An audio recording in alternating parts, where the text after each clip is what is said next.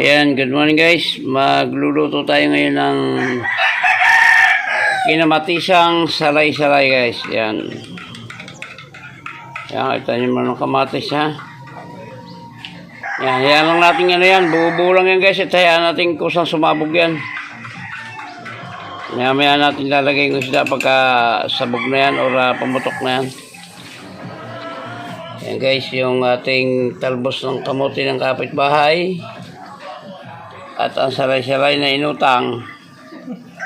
Ayan guys, oh. Ayan, lagyan natin ng sili. At ano, kompleto na yan. Nilagyan ko na yun ng sibuyas, kamates, at saka paminta. Ayan guys, oh. Ayan, luto natin maya-maya. Pagka ano, itatambok na natin itong isda. Kahulihan natin lalagay yung talbos.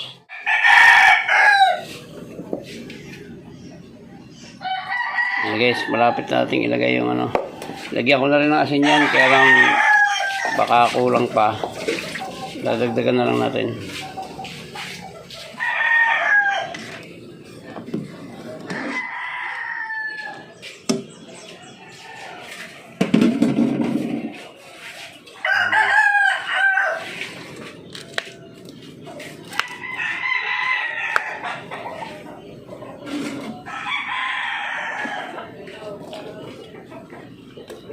Isang saray-saray, tingnan mo guys yung sabaw.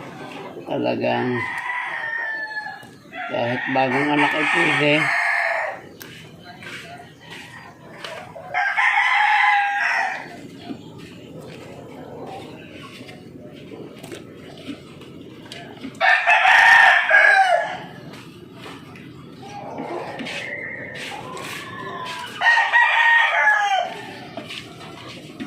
Yung tatakpan na natin yan at pagpulo ay lalagyan natin yung talbos ng kamote.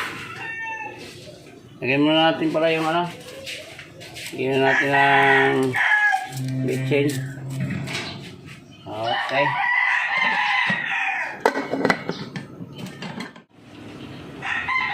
ayan guys, lagyan natin yung talbos para pagkulo ay dire-diretso na itong patay, dire-diretso ng hango at diretso kain na.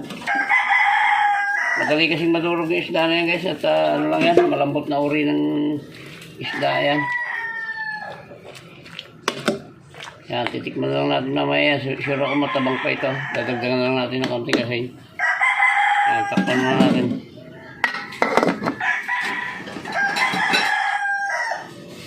Yan guys, tikman natin ito ating kinamatisan. Okay na, medyo matabang lang siya pero okay na yan. Ayan, muli po ay maraming salamat sa lahat po ng sumama sa vlog na ito na pagluluto ng kinamatisang salay-salay. Ayan, muli po, thank you very much po sa inyo at mabuhay kayo, mabuhay tayo lahat. Hanggang dito lang po, maraming salamat. Bye-bye na po. I love you all.